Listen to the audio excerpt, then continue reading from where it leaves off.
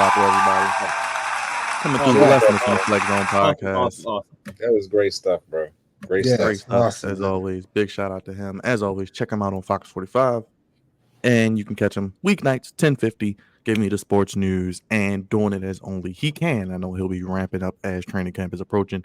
And like mentioned, we'll have him back real soon to talk about those Ravens and those O's as they make the postseason play. Dre, are you with us? Because I do want to get into this rookie of the year conversation. I do want you to get your opinion on that. All right, If not, we can I'll hop stay on when on. we come back. I'll stay on that. I'll stay on, and then I'll hop off. Okay, because it is our poll question. Make sure you guys vote on that poll. Who is the WNBA Rookie of the Year? Before we get to who we think is the Rookie of the Year, Angel Reese, 13 straight double-doubles. Caitlin Clark, the first rookie to ever have a triple-double, did it against the Liberty this past weekend, one of the best teams in the WNBA. Raj, I know you've been mentioning you've been watching the WNBA more. Before you give who you think is Rookie of the Year, just thinking about these two ladies, what they're doing, with the history they've made. Just what are your thoughts on that? Hey man, I just think that it's been a pleasure, to be honest with you. I've never really watched the WNBA like that ever in my entire lifetime until this year. Of course, I've kept up with certain events that they've had over the years because they had Lisa Leslie. Lisa Leslie was a big name. Candace Parker, of course, was a big name. Cheryl Swoops back in the day was a big name. You know, you keep up with the big name players in the sport, but to actually sit there and watch it, you know, is something totally different. So watching Caitlin Clark, watching Angel Reese go from college to the pros, and watching them damn near every night been selling out games is amazing to watch, man. And to see how Caitlin Clark, you know, went on the team, went on the Indiana Fever, and they was like the worst team in all of basketball, WNBA basketball, for like the first half of the season to now.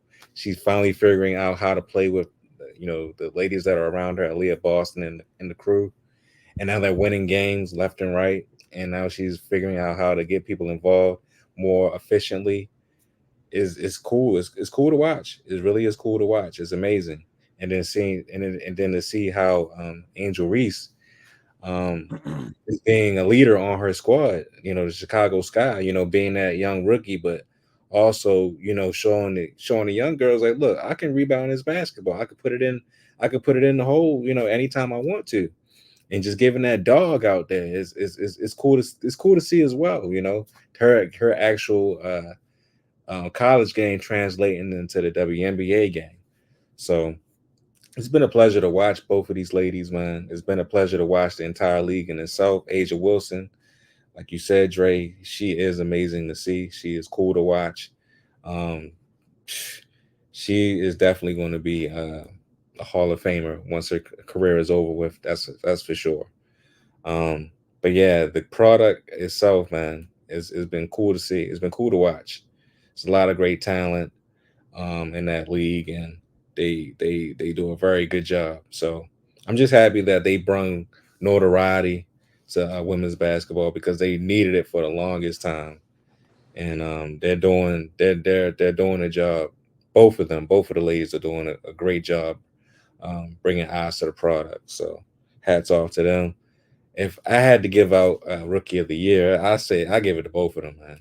I'm sorry. I'm like Ron. I'm like Rocco. I I can't just pick one. I got to pick both of them. I mean, because they both have changed this game for the better at his league. And right now, they're both just killing it right now. It's like one minute Caitlin's doing something, and the next minute Angel's doing something. And granted, both of these teams are not in the playoffs, but still, it's like they're bringing eyes to the product, and they're both all stars. So I can't wait for that game to come. You know, the All Star game. It's going to be great to see them go against Team USA. You know, in a couple was a couple weeks or a week or two from now. Yes. So it's going to be definitely fun to watch that as well. So I cannot give out an actual uh, award at this moment in time because I think both of these ladies are doing a great job. Uh, give for the betterment of women's basketball. Go ahead, Dre. Um, You know what? Like Rod said, I mean, there's no definitive answer right now. And I'm gonna say when the season first started, you would have had to give it to Caitlin Clark. Um, she had the better start to her WNBA career, but it's like Angel. I think once uh, Angel got that victory over Caitlin during the regular season, when she had that double double and willed her team to win, Angel's just been on a tear, and it's propelled them to now be. I think I don't recall a time ever when they've had co rookies of the year, and this may, if it is a first, these two definitely deserve it because they're only a game back of each other right now. When you're looking at the, as you just pulled up the standings earlier, both women are making huge impacts for their respective teams, and they have good teammates with them. You know, Caitlin Clark has Aaliyah Boston, and Angel has Cordorso with her. So it's not as if they're just totally doing it, but they're the feature and they're the reason why their teams are in the position that they are in right now. We knew that they would both make an impact, but I think they're even exceeding our expectations right now. Angel, with her streak going on, breaking. I think it was. I don't. I think it was maybe Candace Parker's double double record. Yep. Um, and Raj listed some great people. You can't forget. Of course, the Candace Parkers, the Diana Taurasi's, the Maya Moores of the world. And this has been a movement, for years. Our brother, my right hand man, Cravante, for years has been on the WNBA train. Paul, friend of the show, who watches us and supports us faithfully. Um, been talking about the WNBA for years because I've always been on the college basketball side, but now to get over to seeing the WNBA game and um, following the product, and now you're seeing like in your, we're talking about, of course, Angel Reese and Caitlin Clark in this segment, but getting more an appreciation of people like Asia Wilson, and now those eyes seeing the product. So I'm just happy that these two women are making an impact. We were calling it the Caitlin Clark effect for at first in the movement, but Angel had to remind people and it's showing people that no, it's not just Caitlin Clark, it's me too. And so both of them, I think, for what they've brought to the WNBA, for what they've done this season, and for what they've been able to do with their teams. Um, I think you have to right now you have to say it's both of them that they're co rookies of the year, and for them also to be selected on the Team WNBA team. So I think that they're you're seeing the impact both on and off the court when it comes to both of them. They'll be around for a long time to come, and I think that you can't really definitively say right now that one is deserving of it over the other because, like I said earlier, Caitlin Clark was. It seemed like she was pulling away, and then Angel caught up, and then it seemed like Angel was calling, you know, ahead of her, and then because Caitlin was dipping down a little bit, but I think it's even. I think it's even right now. I don't know how you really decide on one or the other. Cravante, they play 40 games. So Caitlin Clark, as you see, has played 22. Angel Reese right at the halfway point in 20. Reese with 14 points. Caitlin Clark with 16, 6 boards. Angel Reese with about 12 boards. Caitlin Clark with 7 assists. Angel Reese with an assist. Both getting a steal a game.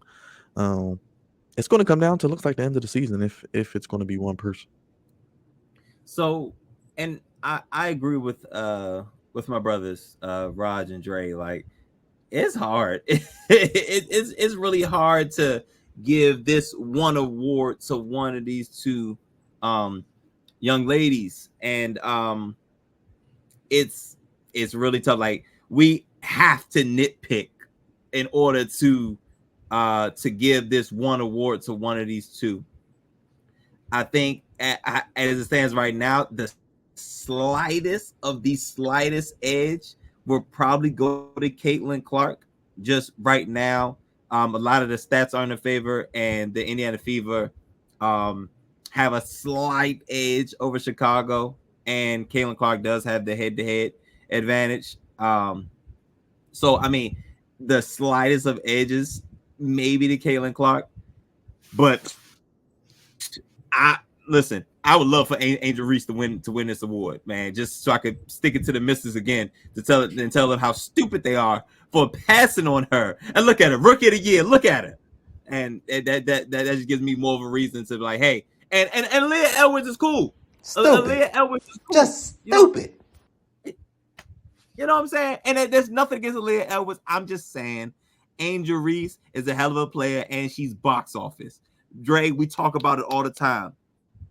With sports is entertainment. Now it's not just sports. It's not about winning. It's winning and entertainment. If you get a total package, that's what you do. And I felt like Angel Reese was that. So if Angel Reese was to get Rookie of the Year, that'd be another. I'm sticking to the misses again. Like you're dumb and you're stupid. You're stupid. You know what I'm saying? But it's really hard. You have to split hairs because it's that close. They're both impacting the game in two very unique ways. Dre talking about Angel Reese, 13, whatever Candace Parker record was, she passed it, and now she's continuing her own, her record with that. Caitlin Clark, triple double. What? These are things that's never happened before, and these two young ladies are changing it, and this is for the good. Like Roger was talking about attendance is way up. Like if you look at the attendance for both of these teams, or just a WNBA game in general, and then you turn around and see a game with Caitlin Clark and Angel Reese, or just Angel Reese, it's increased significantly. So the impact is crazy, and the stats are crazy, and neither one of the teams are good at really good at this point, but they will get better because both of these organizations will have these two players to build around. The Fever is getting better. Right, but I think Roger was talking about it earlier. She's getting it. She's slowly, slowly getting it, and probably because, again, like I said, the slight edge probably go to Caitlin Clark because she handles the ball. You know what I'm saying? It kind of everything goes through, Caitlin Clark too. So the slight edge is probably gonna go to Caitlin Clark. But again, I would love to see Angel Reese, who's the villain in this case, to win the Rookie of the Year. But like I was saying earlier with Angel, she willed her team to win, in that last matchup against Caitlin. And ever since then, you just kind of see her team, galvanize around her. Like, it's like Angel, she has numbers too, and she's willing her team to these victories, just like Caitlin's willing her team. I think Caitlin's team is kind of getting it, while Angel's team has just kind of been dealing with some injury issues. It seems more like, but Angel just kind of is like, no, like we're, like I think Angels is kind of like willing her team to like victories, while Caitlin's team is like now they're figuring out knowing how to play together. So they're on two different pathways. Vote on the poll. Let us know who you think is the WNBA Rookie of the Year. We're about halfway through the season, as you guys mentioned. The WNBA All-Star Game is coming up. It is, when is the WNBA All-Star Game? Saturday, July 20th in Phoenix. So 2 weeks coming up as well. And it will be, it was announced Caitlin Clark and Angel Reese are indeed voted as all-stars, and those who weren't previously named to the Olympic 5-on-5 team are assigned to Team WNBA, so they will be playing against the Olympic team. So we'll keep an eye out on that, and of course, recap it and talk all about it once it happens on the 20th. Let's get to the NBA. There was a semi-major move this weekend. We did get another chess piece off the board. Laker Nation, unfortunately, not to the Lakers, as DeMar DeRozan, LA local, gets traded to a California team, the Sacramento Kings. Mark, where you at? Somewhere in the chat. Kings fan. DeMar DeRozan gets a 3-year, $70 million deal. Harrison Barnes heads to the Spurs. We had Buddy Hield, who will now take the place of Klay Thompson in Golden State. Paul George will wear number 8, an ode homage to his idol Kobe Bryant, and felt disrespected as the Clippers did not give him what he deserved financially as well. Those are pretty much the biggest moves, and the Lakers still have not really done anything. Raj, what's your thoughts on these moves? DeRozan to the Kings to join De'Aaron Fox and Sabonis, a nice little big 3 there. Well, the Kings are on the up and up, so I'm not really upset about the move because, well, one, the Kings are a better team than the Lakers are right now. As far as Harrison Barnes going to the Spurs, I think that's a good move for him because they're trying to build around Wemby, and they got Chris Paul over there, so they're going to be a sneaky good team as well. I think this next season. I think you've missed Miles Bridges. He's going back to Charlotte for 3 years. Oh, your boy. What did you call him? What did you call him? I forgot what I called him, but Miles beat him up. Bridges is going back to Charlotte.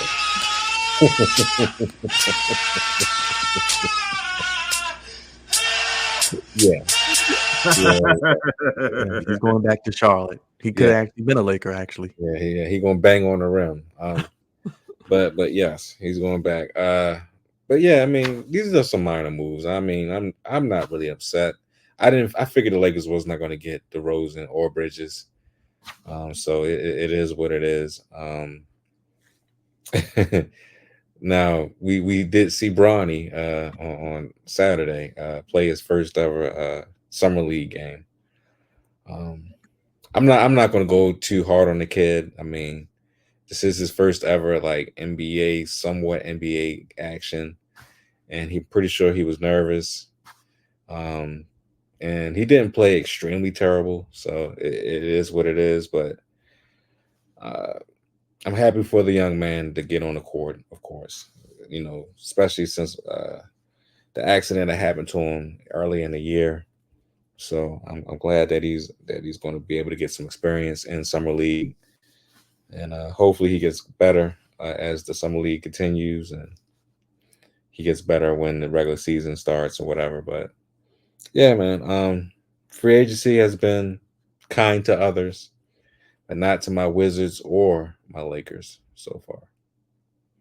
Is there anybody that you want the Lakers to get? No, we're heading into there is nobody. Okay. I mean, if we can get Spencer Dinwiddie back and Christian Wood back, I'm cool with that, honestly.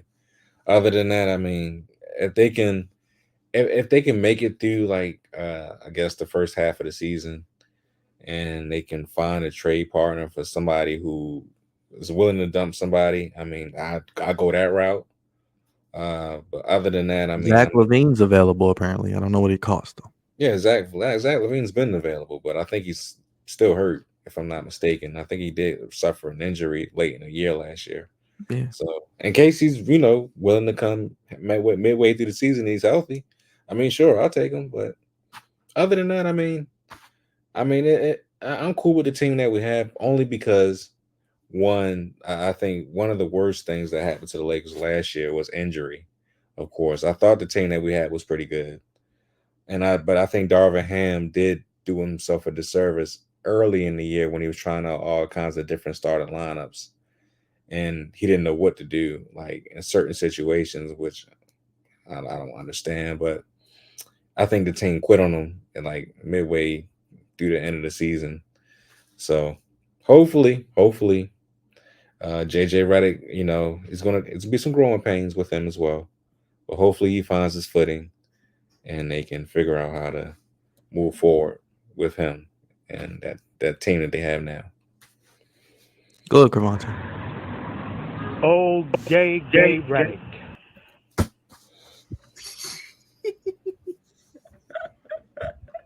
Why let you say that? Come on now, say it with me. Everybody beats the Wiz. All right. So Roger talked about a couple of things. What should I speak on?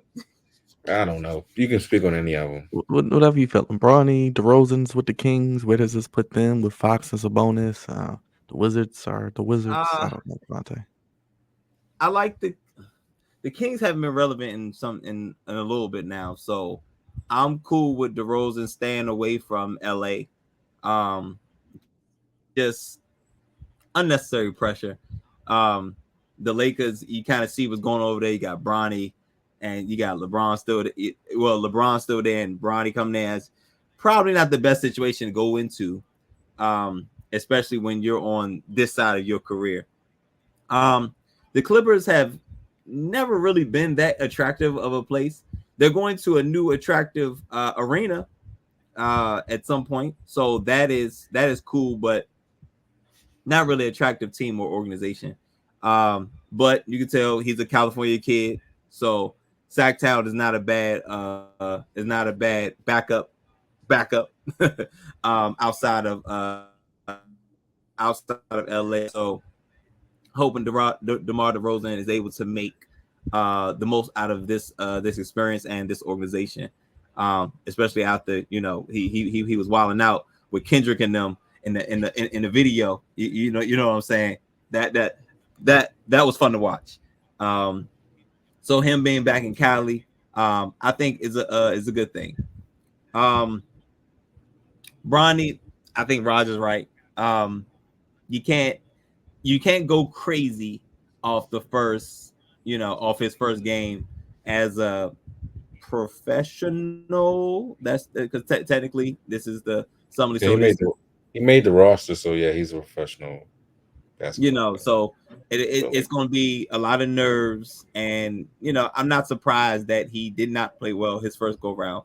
But it's too early to judge anything. So just as long as he progresses from here, you know what I'm saying, that's what's important. I'm tired of talking about the Wizards.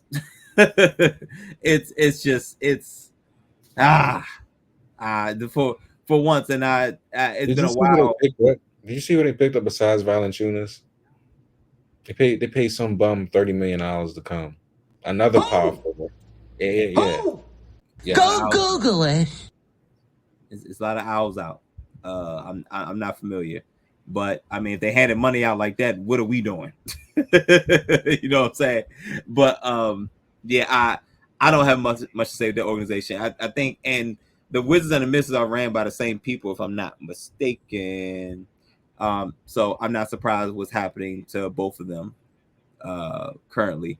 For once, I can say I feel better about the Commanders than I do the Wizards.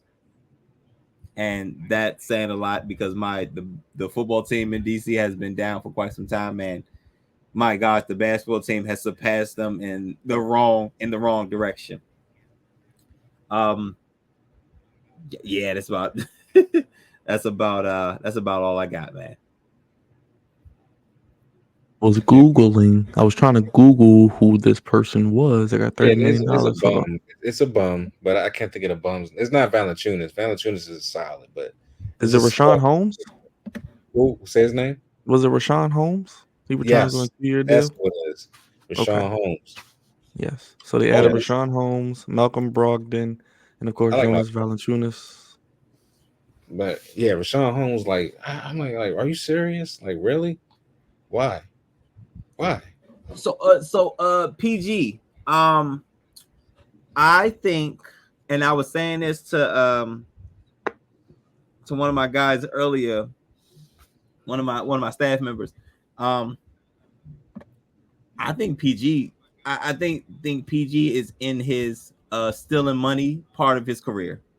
I think that's the part of his career that he's in, because and nothing against him as a player, phenomenal player, all-star.